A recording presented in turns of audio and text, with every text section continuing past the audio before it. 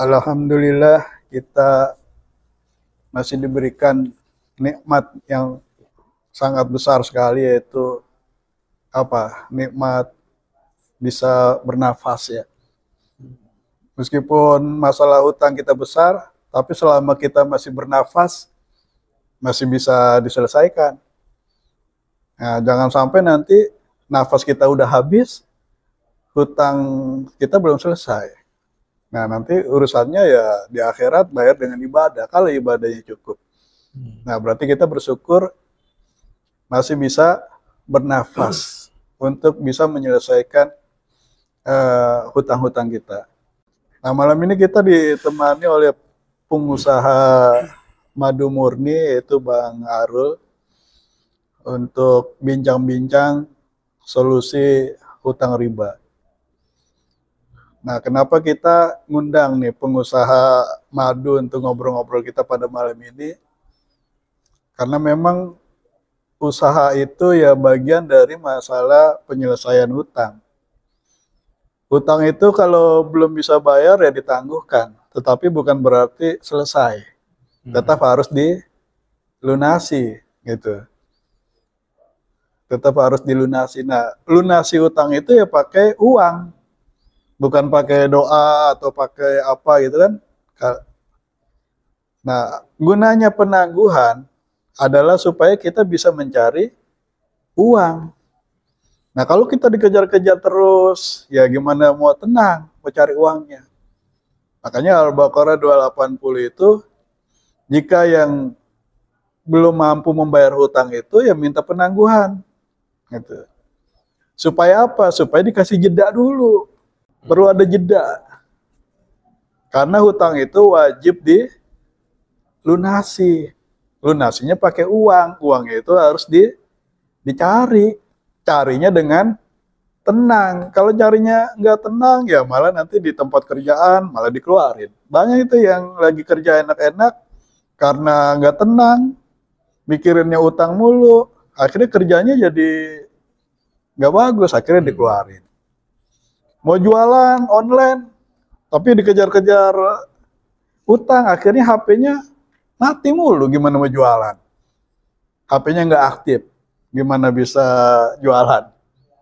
Kalau dinyalain, yang masuk debt collector. Takut, cemas, akhirnya HP-nya mati.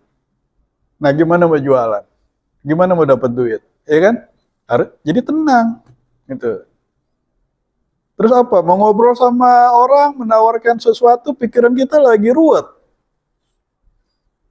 Gimana lidah kita mau lancar promosi kalau pikirannya lagi ruwet, kepikirannya utang mulu?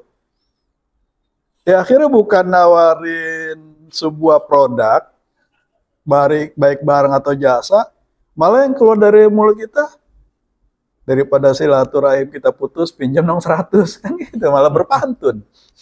Kan lagi populer tuh pantunnya, ya kan? Yeah. Malah pinjam duit. Ke sana pinjam duit, ke sini pinjam duit, akhirnya malah dijauhin. Akhirnya jualannya kagak jalan, malah gali lubang tutup lubang, nggak selesai-selesai. Nah, maka fungsinya penangguhan adalah supaya kita bisa tenang dalam rangka ya mencari uang, tenang dalam rangka berusaha mencari uang untuk pelunasan. Nah, makanya Al-Baqarah 280 itu bagi kreditur memberikan penangguhan, bagi debitur meminta penangguhan. Kalau nggak boleh gimana? Ya terpaksa boleh. Orang nggak boleh juga nggak bisa bayar, ya kan? Gitu. Ya terpaksa boleh. Belum bisa bayar, bukan tidak mau bayar. Nah, dalam masa penangguhan ini, yang perlu dilakukan adalah ya bukan menikmati kesedihan lagi, tetapi berjuang. Ayo, hutang ini kita endapkan dulu, kita lupakan dulu, kita cari uang dulu.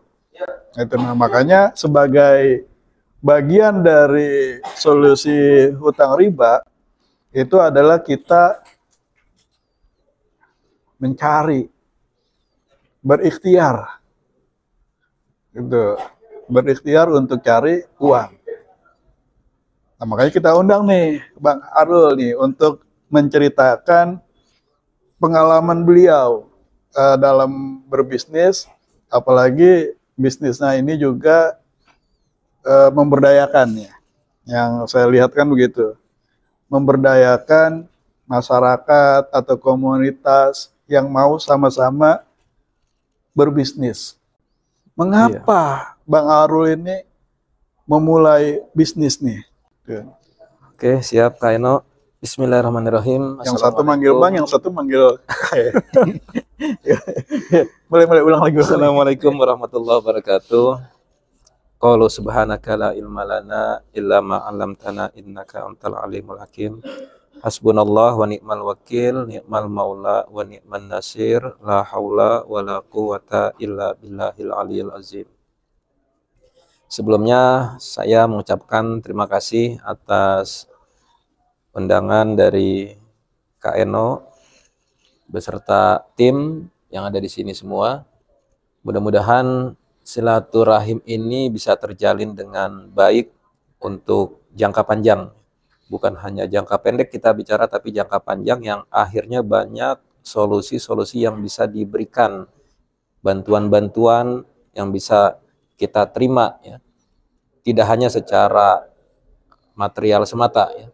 Karena banyak solusi yang secara non material pun seharusnya itu yang menjadi jalan terbaik.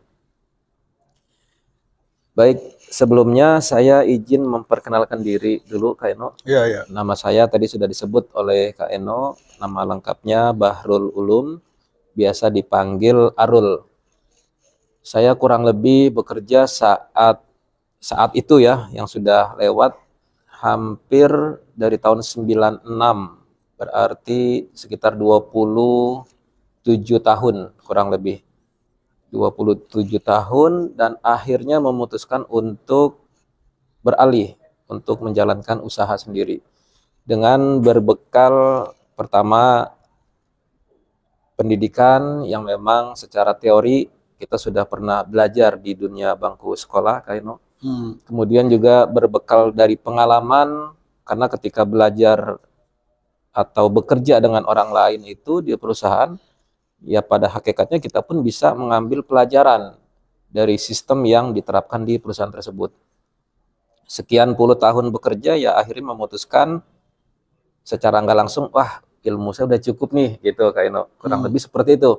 Kenapa nggak saya coba jalani sendiri dengan modal yang mungkin nggak terlalu besar, tapi dengan dukungan atau support dari keluarga itu adalah termasuk modal yang jauh lebih besar Kak Eno. Artinya yang tadi kembali lagi di awal, nggak semata-mata kita mengukur dengan ukuran materi, tapi support dari keluarga itu sesuatu yang bukan materi, tapi itu modal terbesar juga yang kita punya saat itu. Kenapa pilih madu? Kan banyak dari bisnis lain ya. Kenapa pilih madu? Jadi ketika berjalannya waktu, kami memilih pengen usaha apa ya. Nah, sampai suatu ketika dalam proses pencarian itu mungkin bisa disebut ilham atau entah apalah istilahnya, kok ada seperti bisikan lebah madu gitu, lebih mengarah ke sana. Dan mungkin ya memang qadarullah, saya pun dipertemukan dengan peternak lebah yang memang dia menjalani usaha itu sendiri yang ada di Jambi. Pada akhirnya kami kontek-kontekan by phone dan janjian untuk ketemuan. Ya, alhamdulillah semuanya berjalan dengan mulus, dengan lancar, ya sampai berjalan hari ini Kak Eno. Di samping itu ya kami juga merasa ada kecocokan. Kalau tadi ditanya kenapa memilih lebah atau madu, secara enggak langsung ada faktor secara apa ya, dari sisi religinya.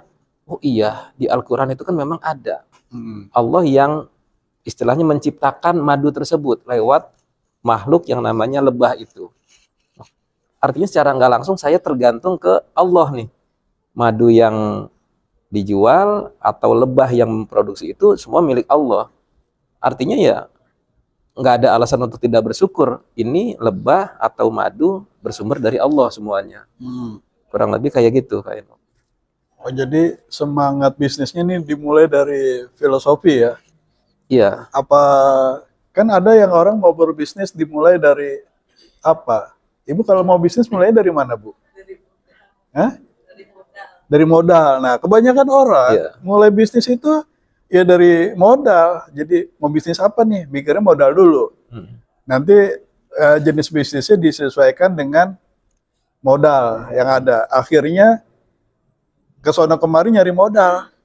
Bisnisnya apa? Belum tahu. Yang penting nyari modal dulu. Iya. Nah, akhirnya kejerat hutang lah tuh. Bisnisnya kagak jalan, modalnya jadi hutang. Nah, ini kan sebuah kesalahan yang harus diperbaiki Iya. sebenarnya gitu kan. Itu.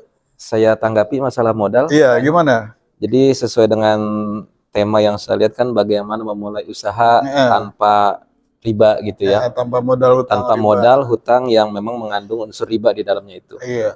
Jadi kita coba pisahkan dulu nih.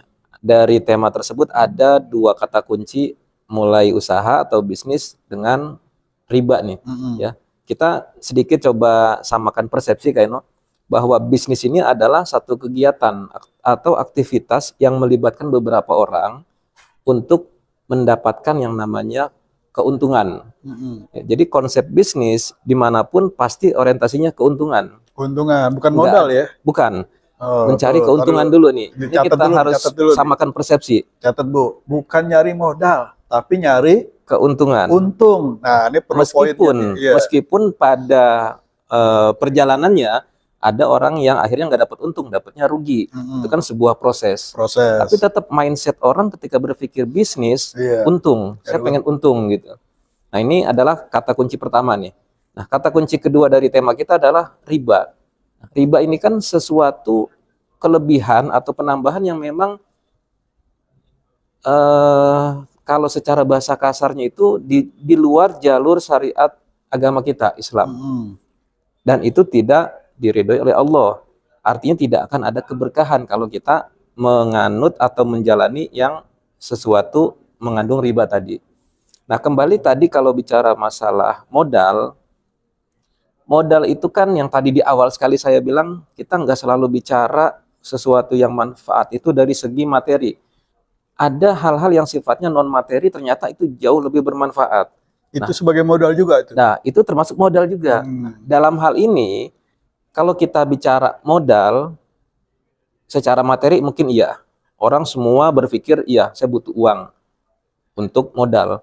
Tapi tidak 100% benar. Karena apa? Yang tadi di awal sempat saya sampaikan juga, support dari keluarga. Itu modal. Support dari teman-teman kita. Itu modal. Dari saudara kita, dari keluarga kita. Ya. Siapapun mereka yang masih bisa kita ajak untuk komunikasi, itu bisa menjadi satu peluang modal. Dan tidak selalu berbentuk materi modalnya. Contoh gini, ketika di luar sana mungkin kita nggak sadar ada orang yang maaf cacat kayak entah tangannya, entah kakinya, entah penglihatannya atau entah apapun itu dari tubuhnya, dia pernah berkata, andaikan saya sehat, andaikan saya punya tubuh yang sempurna, saya akan kerja meskipun istilahnya harus menjadi pengasong misalnya, meskipun menjadi pemulung misalnya, meskipun jadi tukang bangunan atau kuli pasar misalnya. Nah, artinya apa? Kesempurnaan anggota tubuh kita ini modal yang orang sangat jarang menyadari itu. Nah, akhirnya apa? Kufur nikmat. Oh, saya nggak punya modal. Nggak bersyukur ya. Allah di mana saat itu, saat dia bicara? Allah di mana saat mengirimkan kesempurnaan anggota tubuh kita? Nah, kembali lagi, ketika kita bicara tidak punya modal, Allah tidak akan mendekat ke kita. Allah semakin menjauh. Yang pada akhirnya apa? Solusinya nggak ketemu. Jadi, orang Allahnya jauh gitu. Syukuri dulu apa yang ada ya. Betul. Baru nanti Allah tambahin tuh apa yang belum ada. Jadi yang ada apa nih? Jasad yang lengkap. Kan disyukuri dulu sebagai modal utama. Coba kalau tangannya ditukar sama 500 juta, mau nggak dikasih modal 500 juta, ganti tangan. Kan kita nggak mau, berarti nilai tangan kita 500 juta lebih tuh. Berarti Iya, mensyukuri apa yang ada, pikiran kita syukuri gitu kan. betul. Gitu. Itu salah satunya adalah Hmm, masalah rasa bersyukur. rasa Nah, ketika bersyukur. kita nggak bersyukur, ya Allah akan semakin jauh. Sedangkan sumber solusi dari semua problem kita ada di Allah. Gimana Allah bisa dekat ke kita kalau kita nggak mensyukurinya? Iya, Dengan kata lain, Allah nggak akan kasih nikmat yang lebih kalau kita tidak bersyukur. Kan begitu konsep dalam iya. salah satu ayat Yang Al-Quran. ada nggak disyukurin, gimana mau Iya. dikasih lagi gitu. Nah, catat-catat. Nah, Ya, terus kalau terus. tadi bicara salah satu contoh dari segi aspek keutuhan atau kesempurnaan anggota tubuh ya. Mm. Dengan kita punya anggota tubuh yang sempurna, kita nggak perlu juga secara secara apa ya spontan itu kita butuh uang, nggak juga. Karena apa? Banyak yang bisa kita lakukan. Contoh, kita bisa menciptakan sebuah jasa yang Oh, tidak perlu uang, tapi hanya sebagai kita modal bicara, kita modal apa ya, ketemu orang sebentar, menjadi mediator, penghubung. Contoh yang paling dekat dari kehidupan kita ya, contoh misalnya nih, di tempat saya tinggal itu banyak ibu-ibu atau ibu rumah tangga ya, yang mencari tambahan penghasilan. Dengan cara apa? Dia nggak pernah sekolah, SD pun mm. juga enggak. Istilahnya buat mengaji pun juga terbata-bata, buat mengeja huruf bahasa Indonesia pun juga bisa dibilang ya harus dibantu sama anaknya. Tapi dengan kesempurnaan anggota tubuh tadi, dia bisa menjadi contoh, menjadi kuli cuci untuk tetangga atau orang sekitar situ. Tidak usah melihat seberapa nilai rupiahnya. Syukuri nikmat yang Allah berikan lewat pekerjaan tersebut, lewat jasa cuci tadi, ya, entah cuci, entah gosok, entah membereskan rumah. Pada akhirnya penghasilan yang mungkin tadinya nggak seberapa, kalau kita syukuri, kita bisa nabung sedikit-sedikit. Justru di situ yang sedikit malah Allah berikan satu keberkahan.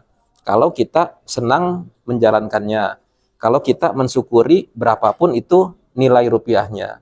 Yang ketiga, keluarga kita pun juga mensupport kita dan istilahnya apa ya, keluarga itu mendukung gitu. Ya, memberikan semangat, memberikan satu motivasi. Itu contoh kalau kita bicara tadi contoh menjadi kuli cuci misalnya. Iya. Atau ini ada contoh real juga di tetangga saya Kaino. Mm. Dia nggak pernah sekolah juga, tapi sekarang punya biro jasa mengurus STNK, SIM, BPKB, surat-surat yang terkait dengan perjalanan ke luar negeri apa namanya itu, paspor atau Mm. visa. Berawal dari apa? Dia punya koneksi teman yang istilahnya hanya ngikutin dan di situ dia belajar. Oh ternyata linknya ketemu dengan bapak ini bagian ini. Setelah dari loket ini ke sini, dari sini ke sini. Dia pelajari itu. Tanpa modal, singkat cerita kurang lebih berjalan menurut dia sekitar 10 tahunan. Ya sekarang sudah banyak sekali pelanggannya. Yang tadinya Nah, awal hanya mengikuti orang untuk nah, belajar. Itu kan sebuah proses ya, pembelajaran yang ternyata tidak perlu modal yang di benak kita, wah modal sekian puluh juta, iya. sekian ratus juta, nggak perlu juga. Nah, ini nih yang perlu digarisbawahi lagi nih. Tadi mengurusi gitu. Mengurusi itu kan artinya dia mensyukuri apa yang dia punya. Misalnya dia punya tenaga, berarti dengan tenaga dia mengurusi. Mengurusi dengan modal tenaga dia. Ada juga yang mengurusi dengan modal pikiran dia. Artinya dengan modal yang ada, dia mau mengurusi menyelesaikan masalah orang.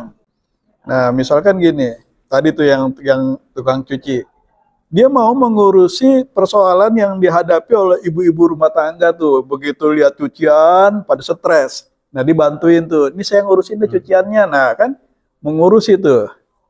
Gitu. Kan kalau ibu-ibu zaman now kan, waduh cucian nih. Ah, lihat WA dulu dah. Udah 2 jam tuh lihat WA. Habis lihat WA, TikTokan dulu lah. 3 jam, 5 jam. Iya. Seharian cucian nggak beres-beres tuh. Dari WA, TikTokan, FB. Mm. Nah, datang nih ibu-ibu. Ini bu saya ngurusi. Nah, kan bisnis. Tadi ada mengurusi jasa. Yang mau bikin apa, SIM, paspor. Terus apa ya, perpanjangan surat-surat Mm. diurusi. Nah, sekarang kita nih buat Bapak Ibu yang hadir, mau memulai bisnis, jadi mulai berpikir apa nih yang mau kita urusi dengan modal yang ada. Jangan cari modal yang nggak ada. Jadi kalau nyari yang nggak ada, ntar kesono ke sini nyari modal. Sekarang jangan nyari modal, nyari untung. Nah, cara mendapatkan untungnya adalah apa nih yang bisa kita urusi dengan apa yang saya punya. Nah, gitu kan ya, Bang Iya, Arul nih ya. betul. Nah, lanjut lagi Bang. Ada lagi, saat ini kan banyak nih dunia bisnis, diantaranya properti. Dan itu banyak di grup yang ada di handphone saya, ada sekitar 100 grup, itu sebagian selalu posting masalah properti. Properti ya, Dan di betul. situ mereka selalu mencantumkan dicari marketing. Nah, Artinya apa? Sebagai mediator. mediator. Kita hanya menghubungkan, oh ini ada orang mau beli atau mau cari rumah. Oh ini ada developernya atau perumahannya yang siap menyediakan rumah yang diinginkan. Kita hanya tinggal mempertemukan gitu. Dengan kata lain kita menjadi marketingnya atau salesman-nya dengan mendapatkan fee, dapat bonus sekian persen. Dan itu tanpa modal. Tanpa modal, modalnya cuman lisan ya. Lisan, kita Lidah. ngobrol, kita kenalan. Nah, tadi lagi tuh yang seperti kita bahas tuh. Robis Rohli Sodri, ya Allah lapangkanlah dadaku. Ini kan komunitas kita urusannya masalah utang riba nih. Iya. Yang bikin nyesek, bikin pikiran ruwet gitu kan. Sehingga lidahnya keluh, nggak bisa berkata-kata. Gitu. Nah, dengan kita doa minta dilapangkan dada, Robis Rohli Sodri, wa yasirli amri, dimudahkan urusannya, wahlul uqdatan mil lisani, minta diurai itu persoalan-persoalan, beban-beban yang membuat lidah kita keluh. Nah, sehingga mudah kita untuk berbicara. Kalau modal satu-satunya lisan nggak bisa kita gunakan, ya kita mau pakai apa, bahasa isyarat. Mau jualan apa Pak? Lidah kita nggak bisa ngomong. Nah, gimana? Yafqahu qauli, gimana mereka mau memahami perkataan kita? Nah, jadi pada saat Bapak Ibu ini merasa bangkrut, gak punya apa-apa, tetap tadi syukuri yang ada. Apa yang ada? Hati kita masih ada, dada kita masih ada. Itu kita syukuri, kita lapangkan. Lalu apa yang ada? Lidah kita masih ada. Itu supaya mudah berkata-kata, supaya mereka memahami. Nah, ini bisnis yang paling dasar ini, yang menggunakan hati lapang, lidah yang lancar, yaitu marketing ya. Iya. Marketingnya. Lanjut Bang. Betul. Lanjut. Nah, mungkin ada satu poin yang terlewatkan nih Kak Eno. Kalau tadi ada poin rasa syukur ya dalam diri kita. Ini kan kita bicara rezeki itu kan haknya penuh ada di Sang Kholik nih, Oh iya, Allah Subhanahu Allah wa yang ngatur Ta'ala. ya. Ketika kita bersyukur ya, insya Allah kita akan ditambah rezekinya. Tapi ada satu poin yang mungkin terlewatkan sedikit nih Kak Eno. Iya, iya. Sebelum kita menimbulkan rasa syukur ya kita harus yang namanya memohon ampun. Karena biar bagaimanapun kita tidak bisa terlepas dari yang namanya berbuat dosa. Dan dari perbuatan dosa itu yang akan menjadi penghambat atau penyumbat dari pintu atau keran rezeki kita. Artinya apa? Ya kita mulai dengan taubat. Apakah cukup sekali, 2 kali, 3 kali? Ya tidak, harus terus menerus. Kalau perlu sehari 5 kali, sebelum sholat 5 waktu, sholat taubat dulu. Kalau perlu seperti itu. Biar apa? Allah akan lebih kasihan ke kita. Kita akan dilihat lebih butuh dan lebih perlu banget sama dia gitu. Ya, jadi dari taubat tadi, ini kan nyambung ke niat. Kita minta ampun sama Allah, kita bertaubat, dan kita niat. Niatnya apa? Ingin mencari keuntungan tadi atau mencari rezeki. Nah, niat ini pun harus kita luruskan, Kak. Jangan sampai niat kita yang salah, yang pada akhirnya Allah pun juga tidak akan mengabulkan apa yang menjadi hajat kita. Iya. Allah tidak akan redo. Bahkan niat kita yang benar pun terkadang Allah juga nggak akan berikan gitu kan, atau menunda. Apalagi yang niatnya salah. Nah, ketika niat kita sudah benar, niat kita sudah baik, baru kita lakukan yang namanya proses action. Jadi berawal dari niat, kita action nih. Kalau cuma niat kuat tapi nggak ada action, ya nggak akan dapat apa-apa. Actionnya apa? Ya tadi contohnya, Misalnya tadi contoh-contoh yang sudah kita bahas, menjadi kuli cuci di sekitar rumah kita, atau menyediakan jasa pelayanan entah mengurus apapun itu, termasuk tadi misalnya menjadi marketing dari perumahan, atau menjadi marketing dari beberapa travel haji dan umroh, Nah, itu kan di sini lumayan nih sekali. bisa jadi konsultan umroh Iya, nih di Visit Trip. termasuk menjadi reseller mungkin. Nah, Nah, kalau bicara reseller mungkin sedikit agak rumit Kak Eno. Artinya gini, nah sebelum ke situ nih kita mau mm-mm, garis bawain lagi nih.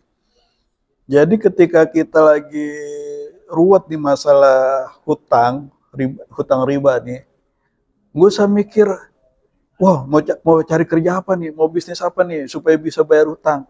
Jangan itu dulu, gitu. Minta ampun dulu, gitu kan. Jadi gak usah mikir bisnis dulu, tapi hutang itu kan urusannya hablum minanas ya, sesama manusia.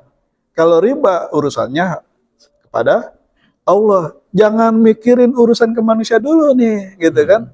Akhirnya kita, oh mau bisnis apa, jatuh lagi. Bisnis apa, utang lagi. Bisnis apa, gagal lagi gitu kan. Karena manusia dulu yang diurusin. Nah, masalah dosa ribanya dulu nih yang dibersihin. Yaitu tadi ke Allah, tobat dulu. Gitu, beresin dulu nih masalah taubatnya. Taubat dulu, minta ampun dulu. Wasari'u ila magfiratim min rabbikum wa jannah. Kejar dulu magfirahnya, baru dapat jannah. Nanti Allah kasih tuh. Kalau Allah udah ampuni, Allah mudahkan. Gitu. Nah, lanjut Bang. ya jadi berawal tadi dari niat, terus kita proses, take action, baru yang namanya nanti ada hasil. Nah, dalam menjalani proses ini pun juga ya tadi terkait dengan tema kita, menghindari riba nih. Jangan sampai karena tadi orientasi bisnis adalah keuntungan, berbagai cara kita lakukan. Contoh, pinjam duit ke bank dengan riba. Nah, itu suatu proses yang salah. Yang pada akhirnya ketika niat kita benar, tapi proses mencari modal tadi yang di pikiran kita, oh cari duit buat modal. Tapi salah caranya nih. Akhirnya apa? Terjerat riba yang hasil akhirnya adalah tidak seperti yang kita harapkan. Nah, jadi kembali lagi solusi dari proses ini, kalau yang tadi ada istilah mencari modal, sebenarnya masih banyak ya peluang atau cara untuk mendapatkan modal. Yang tadi sudah kita sampaikan, termasuk tadi yang belum kita bahas menjadi reseller misalnya. Dengan sistem yang sekarang istilahnya dropship kalau nggak salah ya. Kan kita hanya menghubungkan, oh si A mau beli ini, dari awal gini, si A menawarkan produk A, B, C, D sampai Z misalnya. Kita lempar penawaran itu ke si B. Oh si B ternyata pengen nih produk yang ini. Kita sampaikan ke si A. Langsung si A kirim ke tempat si B. Dengan fee yang kita sudah dapat perhitungan tersendiri. Iya. Jadi nggak perlu modal beli barang. Nggak perlu modal, iya. Gimana kalau beli pulsa, beli paketan? Ya itu kan hal yang nggak seberapa. Sangat mudah solusinya. Ya, bukan menjadi satu kendala itu Kak Eno. Iya, jadi reseller, jadi marketing. Karena memang di ayat riba, Al-Baqarah 275 itu disebutkan, wa ahallallahu al-bai'a wa harrama riba. Allah menghalalkan jual beli dan mengharamkan riba. Jadi ditanding nih antara jual beli sama riba. Riba haram, jual beli halal. Bisnis apapun konsep dasarnya adalah jual beli. Gue jual, lu beli, gitu kan? Kita menyodorkan sesuatu, nah mereka menerima. Jadi ada barter. Berarti apa yang bisa kita berikan kepada seseorang yang apa yang kita berikan itu adalah menyesuaikan masalah seseorang itu sehingga mereka mau membayar. Jadi sekali lagi yang kita pikirkan adalah apa nih yang bisa kita berikan ke orang lain? Bantuan apa yang bisa kita berikan kepada orang lain? Jasa apa yang bisa kita berikan kepada orang lain sehingga mereka mau membayar, gitu.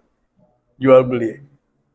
Dan yang paling dasar lagi dari jual beli adalah ya tadi kayak mediator ya, marketing, reseller, membantu pedagang untuk menemukan pembelinya atau membantu pembeli untuk menemukan pedagangnya gitu.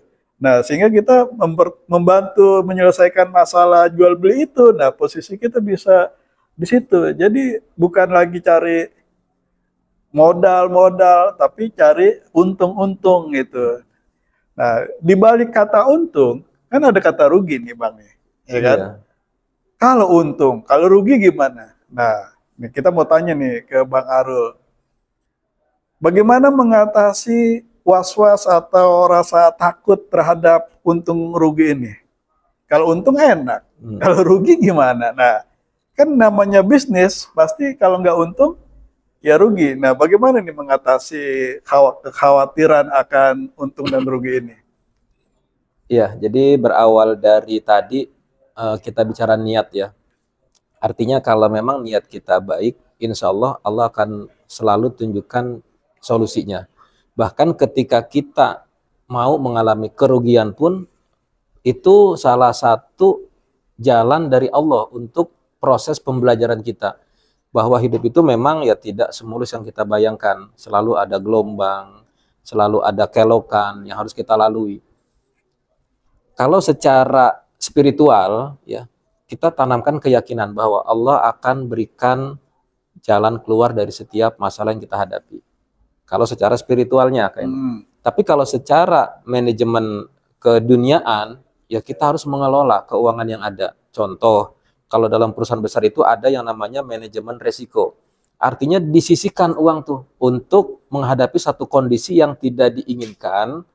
Contoh, dengan adanya pandemi kemarin misalnya, beberapa perusahaan bisa melewati masa pandemi itu. Karena apa? Dia sudah punya cadangan budget ketika kondisi yang tidak diharapkan. Budget itu akan digunakan.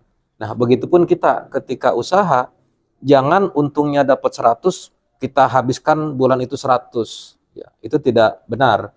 Artinya ada satu manajemen secara finansial untuk menyisihkan ketika ada satu resiko, entah kerugian, entah satu kondisi pasar yang memang di luar estimasi kita, sehingga budget dana tersebut bisa kita gunakan.